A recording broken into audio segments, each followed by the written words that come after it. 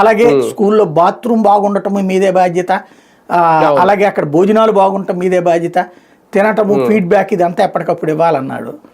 ఇదంతా వాళ్ళకి ఏంటంటే పిల్లల్లో క్రమశిక్షణ కావాలని వాళ్ళు కోరుకుంటారు.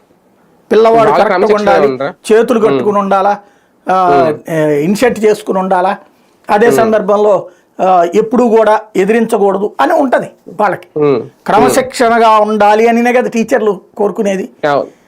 అది పిల్లలకు ఉండాలి, కానీ మమ్మల్ని క్రమశిక్షణలో పెట్టడం ఏంటన్న కోపం వచ్చింది.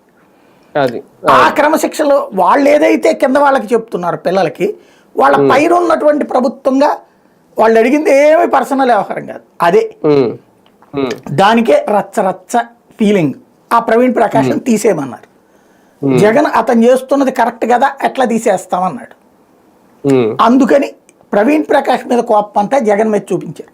ఒక్కొక్కళ్ళు అనైతికంగా ప్రవర్తిస్తూ 10 ఓట్లు వేసాం, 50 ఓట్లు వేసాం, 100 ఓట్లు వేసామని బయటకు వచ్చి చెప్పుకున్నారు ఆ రోజు. అయితే ప్రభుత్వం మారింది.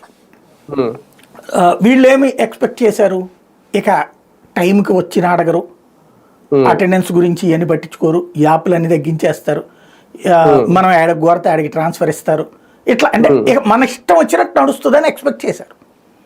సీన్ కట్ చేస్తే బదిలీలకు ఒక పెద్ద చరిత్ర. లోకేష్కి ఎవడు